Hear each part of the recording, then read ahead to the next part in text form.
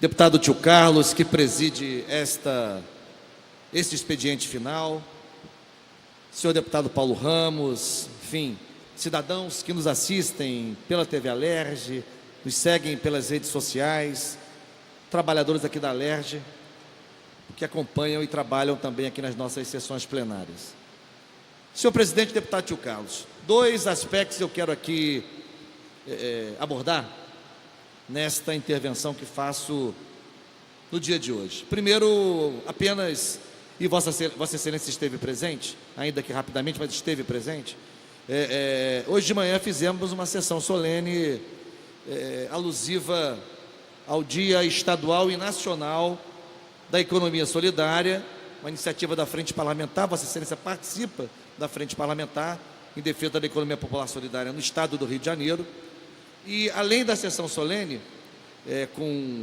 com discussões importantes sobre esse setor que movimenta direta e indiretamente centenas de milhares de pessoas no Rio de Janeiro, pautando uma outra forma, uma outra lógica de praticar as relações econômicas, as relações materiais de produção, por meio de princípios como cooperativismo, a autogestão, a sustentabilidade, a prática do preço justo, enfim, a emancipação pelo trabalho, enfim. Mas, além disso, hoje nós tivemos a entrega, pela primeira vez, do recém-instituído aqui na Assembleia Legislativa, diploma Paul Singer. Paul Singer, esse austríaco que se radicou no Brasil, professor intelectual e um dos mentores, um dos idealizadores, dos formuladores no campo teórico e implementadores como gestor público de políticas e práticas de economia popular solidária no Brasil. Ele que foi o criador, né, o primeiro e único gestor da Secretaria Nacional de Economia Solidária, SENAS, que foi instituída no governo da República no ano de 2003, quando do primeiro mandato do presidente Luiz Inácio Lula da Silva, e órgão que foi extinto com o advento terrível do golpe de Estado de 2016. A SENAS foi extinta e virou uma subsecretaria na estrutura do Ministério do Trabalho. Agora nem sabemos mais o que será, já que o próprio Ministério do Trabalho será ele mesmo extinto. De sorte que foi importante hoje fazer esta sessão solene, concluindo, digamos assim, como culminância dos trabalhos da Frente Parlamentar aqui desta casa, em diálogo com o Fórum Estadual de Economia Solidária, em diálogo com os fóruns municipais de vários municípios que já estão muito organizados em relação às políticas do setor, e, além disso, entregando pela primeira vez na história da casa os primeiros diplomas Paul Singer para pessoas, instituições, coletivos que vêm se destacando, que têm se destacado no Rio de Janeiro em defesa da economia popular solidária. Ao mesmo tempo, quero também abordar, a rigor não ao mesmo tempo, em sequência, eu quero abordar a data de hoje. A data de hoje, 13 de dezembro de 2018. No plano privado é uma data muito importante para mim, porque é o aniversário do meu filho, que hoje completa 18 anos. Mas não é sobre o meu filho, sobre o meu filho que quero falar em relação ao 13 de dezembro. Quero falar em relação ao 13 de dezembro sobre um tema triste para a história brasileira, e aqui me refiro aos 50 anos do ato institucional número 5, de 13 de dezembro de 68, que foi o dispositivo engendrado pela ditadura civil-militar naquela ocasião para endurecer o regime e transformar aquele regime que se instalou por força de um golpe de Estado em 1º de abril de 64, para torná-lo, a partir de 13 de dezembro de 68, torná-lo uma das mais sangrentas e violentas ditaduras da história recente da humanidade, da América Latina, enfim, e mais ainda considerando o fato até hoje estarrecedor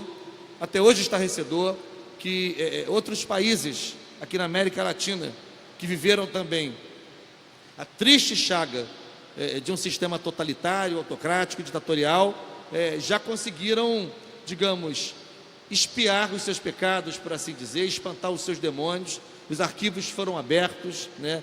Todos puderam, portanto, saber exatamente o que aconteceu em relação a pessoas que foram desaparecidas, que foram perseguidas, enfim, exiladas, assassinadas, torturadas, mas no Brasil até hoje, né, não conseguimos ter por parte do Estado brasileiro muitas resistências à abertura completa dos arquivos desse período sombrio. É desta data que provém frases que se tornaram célebres, dramaticamente célebres da história brasileira, como, por exemplo, aquela proferida por Delfim Neto, dizendo que era preciso, dadas as circunstâncias, mandar os escrúpulos às favas. Os escrúpulos vão às favas, né? O importante é instituir esse regime que tenha força, que tenha controle sobre a sociedade. O então vice-presidente Pedro Aleixo fez menção à preocupação, que era a seguinte: eu me preocupo, dizia ele, não conosco aqui, eu me preocupo com o guarda da esquina, né? Queria dizer, eu me preocupo com o empoderamento que os agentes na ponta do sistema de poder vão entender que agora têm e o que farão, né, fora do nosso controle direto. Ou seja, é difícil não fazer menção aos 50 anos do AI-5, tendo em vista que esse país é um país que também, além do endurecimento do regime, além da ditadura, além das violências perpetradas pelo regime, também foi um momento de muita resistência, de muita coragem, de muita ousadia por parte de pessoas, coletivos, entidades, ainda que sob a clandestinidade, que lutaram, muitas vezes dando suas próprias vidas, pelo restabelecimento das garantias fundamentais, das liberdades individuais, do Estado de Direito. É impossível não fazer menção aos 50 anos do AI-5 nestes tempos em que vivemos hoje. Por que é impossível? Porque estamos vivendo novamente com um outro formato, com uma outra roupagem, um avanço temerário, que não há mais dúvida, não é preciso mais desenhar, né? Um avanço temerário de um Estado penal de exceção, que cada vez mais tem ousadia, tem a pachorra de avançar em todas as direções, inclusive constrangendo, como já dissemos aqui mais cedo, o exercício de mandatos parlamentares. Portanto, ao constranger o exercício de mandatos parlamentares, isso significa desprezar o sufrágio universal, desprezar a soberania popular. Portanto, é impossível fazer menção hoje ao dramático, ao trágico cinquentenário do AI-5, sem fazer alusão aos tempos sombrios que voltamos a viver no Brasil, desde o golpe de 2016, mas que vem se recrudescendo com o avanço desse Estado que chamo penal, punitivista, de exceção. Deputado Paulo Ramos. Nós estamos há 3 dias da comemoração dos 70 anos da Declaração Universal dos Direitos Humanos. Vossa Excelência aborda bem. Estamos passando por uma fase em que princípios autoritários, ditatoriais, o desrespeito aos direitos e garantias individuais, o desrespeito ao voto popular, o desrespeito ao exercício do mandato. Talvez seria interessante, pelo menos, analisar se a ditadura trocou a farda pela toga. Talvez seja uma reflexão que deva ser feita. As tropas são os militares das Forças Armadas, a ditadura civil, militar e empresarial. Talvez não seja a força das armas, mas talvez a tropa venha das organizações policiais ou do Ministério Público, mobilizando o comando. É o contrário, não é o comando mobilizando a tropa, é a tropa mobilizando o comando. E o comando é o Poder Judiciário, que só age provocado.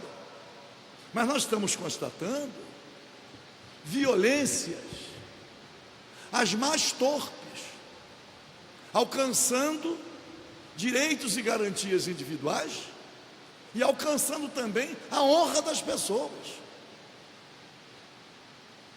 É preocupante? Claro que é.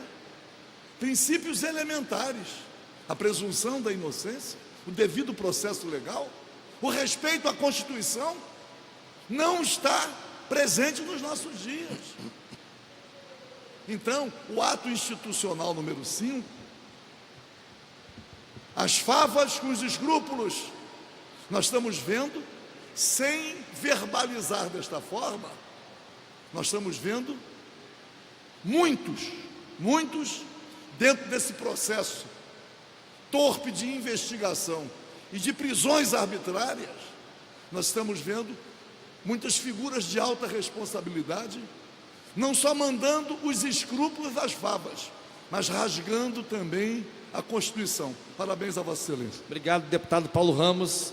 Deputado Tio Carlos, Vossa Excelência que vai concluindo esta legislatura, quero dizer que pessoalmente avalio que fará falta ao Parlamento Fluminense, mas seguirá militando. Vossa Excelência que se notabilizou como vereador e como deputado na defesa de pautas importantes pela preservação, pela proteção dos direitos das crianças e dos adolescentes. Vossa Excelência observará, estará também nessa trincheira, os riscos que poderão aumentar. O deputado Gilberto Palmares aqui mencionou, indignado, que é um homem de bem, íntegro, probo, com seu nome enxovalhado na imprensa, não é? Por meio de mecanismos espúrios de divulgação à grande imprensa, de sigilos bancários que só podem ser revelados, que só podem ser quebrados por decisão judicial. Servidores desta casa, com seus nomes sendo transmitidos em jornais televisivos, sem que se quer saber exatamente do que se trata, mas os canais de televisão, os organismos de comunicação já sabem. Então, assim, é disso que estou falando. Essa semana fiz referência ao prefeito Rodrigo Neves. Disse que confio nele e sigo afirmando isso aqui, mas independentemente da confiança que eu pessoalmente deposito em Rodrigo, o que aconteceu com ele foi uma violência, uma aberração, não é? Até preciso dizer ao microfone, até agora, no momento que faço esse debate, os advogados de Rodrigo não tiveram acesso aos autos. Vossa Excelência entendeu o que eu disse? Os advogados do prefeito Rodrigo Neves até agora não tiveram acesso aos autos e estão impetrando hoje um habeas corpus junto ao Superior Tribunal de Justiça, ao STJ, não apenas para tentar revogar a prisão do Rodrigo, como para pedir ao STJ que determine ao Tribunal de Justiça do Estado que libere os autos. A prisão preventiva só é banalizada desta forma no estado de exceção. No Estado de Direito, ela é exceção, é o contrário. E aqui faço um jogo de palavras. Ela só é banalizada no estado de exceção, porque no Estado democrático, ela é uma exceção. Por isso é importante fazer menção aos 50 anos do AI-5, à luz do que estamos vivendo hoje. À luz do que estamos vivendo hoje, que hoje não há mais preocupação com as garantias fundamentais, com as garantias individuais, com o devido processo legal, que é um dos pilares do Estado de Direito. Nada disso hoje parece valer nada. Tampouco a Constituição, essa daí já foi rasgada em 1000 pedaços. Então, quero aqui terminar meu pronunciamento concedendo antes uma nova parte ao deputado Paulo Ramos.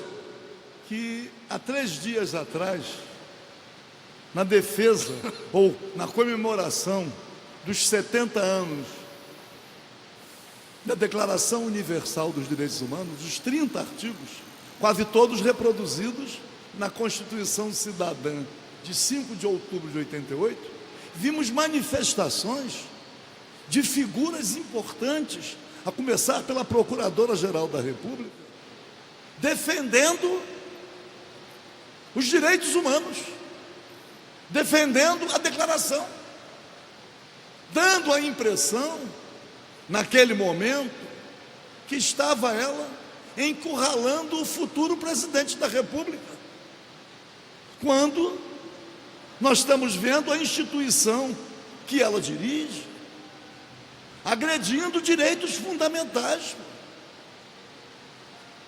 E olha que eu estava lá quando o Ministério Público alcançou as novas atribuições.